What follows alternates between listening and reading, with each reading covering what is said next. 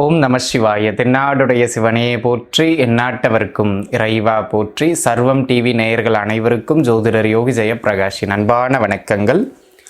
அன்பர்களே, நம்ம இந்த பதிவில் என்ன பார்க்க இருக்கோம் அப்படின்னு கேட்டிங்கன்னா, நிகழ்ந்த 2025 ராகு கேது பெயர்ச்சிக்கான பலாபலன்கள்.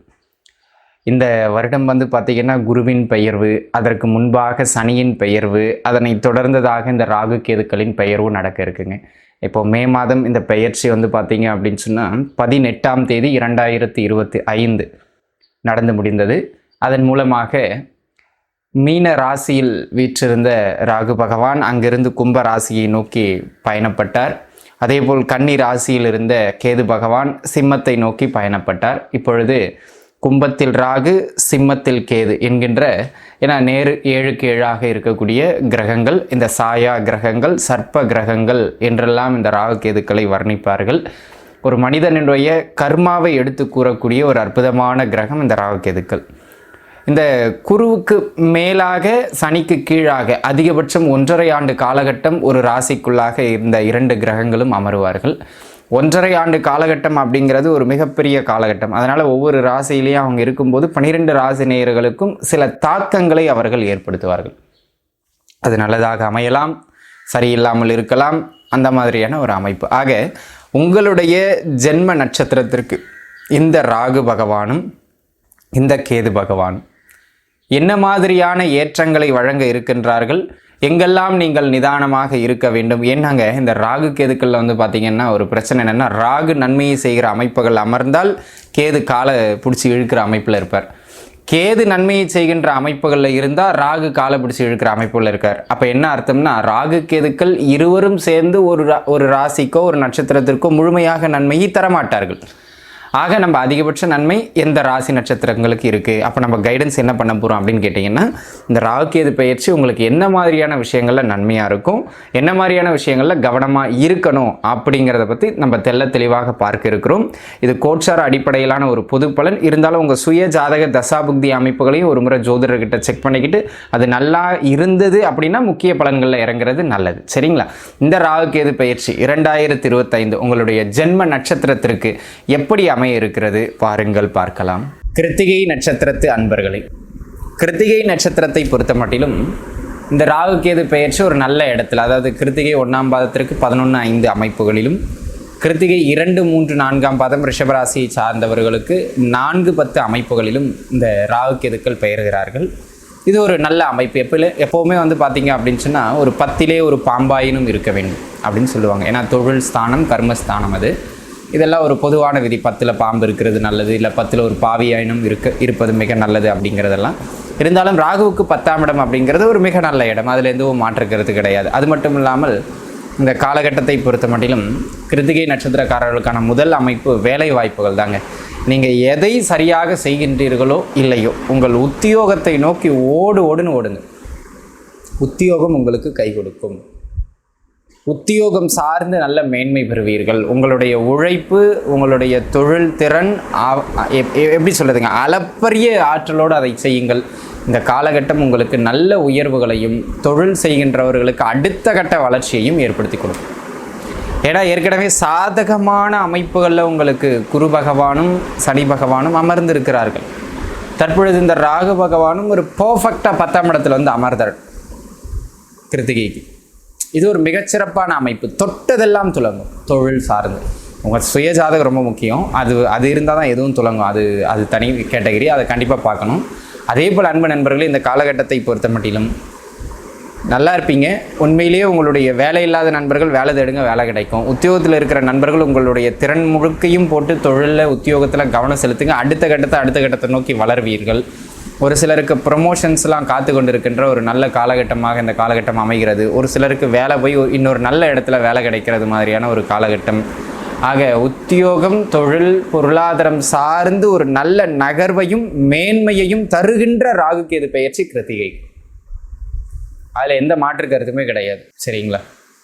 அது மட்டும் இல்லாமல் இந்த காலகட்டத்தை பொறுத்த மட்டிலும் ஒரு சிலர் பார்த்திங்கன்னா தொழில் பண்ணிக்கிட்டே இருப்பாங்க, சைடாக இன்னொரு சின்ன பிஸ்னஸ் பண்ணுவாங்க. ஒரு சிலர் வேலை பார்த்துக்கிட்டே இருப்பாங்க, சைடில் பார்ட் டைமாக இன்னொரு பிஸ்னஸ் பண்ணுவாங்க. அந்த மாதிரி ஒன்றுக்கு மேற்பட்ட தொழில்கள், அதாவது பல தொழில் செய்பவர்களுக்கு இந்த காலகட்டம் வருமான ரீதியாக நல்ல நகர்வு உண்டு.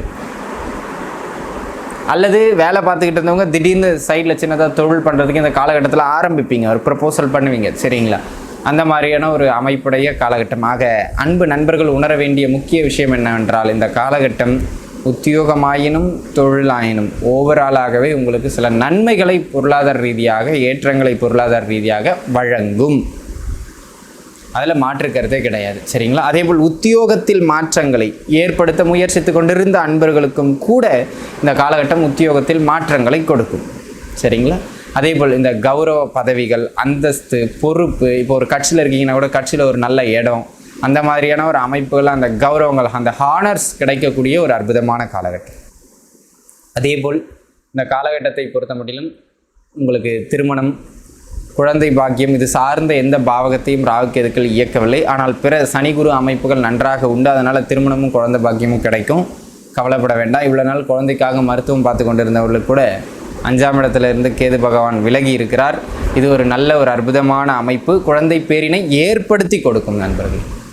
அதில் எந்த மாற்று கருத்தும் கிடையாது, சரிங்களா? தசாபுக்தி ஒத்துழைச்சால் போதும், உறுதியாக குழந்தை பாக்கியத்திற்கான அமைப்புகளை பெற்று தந்தே தீரும். அதை நீங்கள் புரிஞ்சுக்கிடுங்க, சரிங்களா? இது ஒரு அமைப்பு. அதனை அடுத்த அமைப்பாக அன்பு நண்பர்களே, இந்த காலகட்டத்தை பொறுத்த மட்டிலும் வேறு என்ன சிறப்புகள் உண்டு அப்படின்னு கேட்டுக்கிட்டிங்கன்னா, தொழிலும் உத்தியோகமும் பொருளாதார வளர்ச்சியும் உறுதியாக இதில் சிறப்பு. அதை தாண்டி சொத்து பத்துக்கள் வாங்கிறதுக்கான யோகம், இடம் வாங்கிறதுக்கான ஒரு யோகம் இந்த காலகட்டத்தில் உண்டு. ஆனால் 4ஆம் இட தொடர்பை கேது பகவான் பெறுகிற ஒரு அமைப்பால் இந்த காலகட்டத்தை பொறுத்த மட்டிலும் என்ன சொத்து வாங்கினாலும், என்ன வண்டி வாகனம் வாங்கினாலும், என்ன இடம் வாங்கினாலும் டாக்குமெண்ட்ஸ் கரெக்டாக இருக்கான்னு செக் பண்ணிக்கிடுங்க. சொத்துலாம் வாங்குறதுக்கு முயற்சி பண்ணிடுவீங்க, பட் டாக்குமெண்ட்ஸில் பிரச்சனை வந்துடும், சரிங்களா? அந்த மாதிரியான ஒரு அமைப்புகளில் இந்த காலகட்டம் கொஞ்சம் கவனமாக இருக்க வேண்டிய காலகட்டமாக அமைகிறது அப்படிங்கிறத நீங்கள் உணர்ந்துக்கிடணும், சரிங்களா? அது மட்டும் இல்லாமல் அன்பு நண்பர்களே, இந்த காலகட்டத்தை பொறுத்த மட்டிலும் உங்களுக்கு எப்படி சொல்கிறதுங்க, தொழில் செய்கின்றவர்கள் பொருளாதார ரீதியான முதலீடுகளில் ரொம்ப அகலக்கால் வைக்கக்கூடாது. அதில் கவனமாக நீங்கள் கவனமாக இருக்கணுங்கிறதே 3 இடம் தான். ஒன்று டாக்குமெண்ட்ஸில் கரெக்டாக இருக்கணும், 2வது ஆரோக்கியம் ரொம்ப முக்கியம். எல்லா விஷயமும் ஓகே, தொழில் உத்தியோகம்னு ஓடி ஓடி நல்ல பேர் எடுத்திருப்பீங்க, நல்ல புகழ் எடுத்திருப்பீங்க, பொண்டாட்டியை கட்டியிருப்பீங்க, எல்லாம் சிறப்பு. ஆனால் ஹெல்த்தை விட்டுருவீங்க. அப்போ உடல்நிலையில் அப்பப்போ சின்ன சின்ன தொந்தரவு வரும். ஆனாலும் 11ல் இவங்க சனி பகவான் இருக்கிறாரு, அவர் கண்ட்ரோல் பண்ணுறாரு, அதில் மாற்று கருத்து இல்லை. இருந்தாலும் நீங்கள் சின்ன சின்ன தொந்தரவுகள் வரும்போதே உணவு பழக்க வழக்கங்களை கட்டுப்பாடோடு இருந்து கொள்வது மிக நன்மை அப்படிங்கிறத புரிஞ்சுக்கிடணும், சரிங்களா? படிக்கிற பிள்ளைகளுக்கு படிப்பில் கொஞ்சம் ஆர்வம் குறையும், அதை கொஞ்சம் பூஸ்டப் பண்ணுங்க, சரிங்களா? தட்டி கொடுத்தீங்கன்னா வந்துடும், சரிங்களா? குடும்பத்தில் சுபகாரியங்கள் அனைத்தும் டக்கு டக்குன்னு நடைபெறக்கூடியது மாதிரியான ஒரு அற்புதமான காலகட்டமாக இந்த காலகட்டம் அமையப்பெறுகிறது அப்படிங்கிறத புரிஞ்சுக்கிடணும், சரிங்களா? இது ஒரு அமைப்பு. அதேபோல் இந்த காலகட்டத்தை பொறுத்த மட்டிலும் வேறு என்ன சிறப்புகள் உண்டு அப்படின்னு கேட்டிங்கன்னா, அன்பு நண்பர்களே, இந்த காலகட்டம் ஒரு வேலையை விட்டுட்டு இன்னொரு வேலைக்கு ஜம்ப் பண்ணுறது, அல்லது ஒரு ஃபீல்டை விட்டுட்டு இன்னொரு ஃபீல்டுக்கு போகிறது அப்படின்னு அந்த ஃபீல்டே மாறக்கூடிய அமைப்பு ஒரு சிலருக்கு கிடைக்கும். இதெல்லாம் ஒரு அமைப்பு. அதேபோல் அன்பு நண்பர்களே, இந்த காலகட்டத்தை பொறுத்த மட்டிலும் கல்வியில் மந்தத்தன்மை எப்படி இருக்குமோ அதேபோல் உடல்நிலையிலும் மந்தத்தன்மை இருக்கும். பொதுவாகவே ஆரோக்கியத்தில் கொஞ்சம் கூடுதல் கவனம் செலுத்துவது கிருத்திகை நட்சத்திரக்காரர்களுக்கு நல்ல நன்மைகளை பெற்றுக் கொடுக்கும். ஆக அன்பு நண்பர்களே, கிருத்திகையை பொறுத்த மட்டிலும் ஓவராலாகவே உங்களுக்கு குடும்ப விஷயங்கள், சுபகாரியங்களை தவிர்த்து பொருளாதார வாழ்க்கை, உத்தியோக வாழ்க்கை, தொழில் வாழ்க்கை, அந்தஸ்து, புகழ், பதவி இவற்றில் நல்ல மேன்மை பெறுகிற காலகட்டம் இந்த காலகட்டம், சரிங்களா? ஆக அனைத்து கிருத்திகை நட்சத்திரத்து அன்பர்களும் நன்றாக இருப்பீர்கள். வாழ்க வளமுடன்.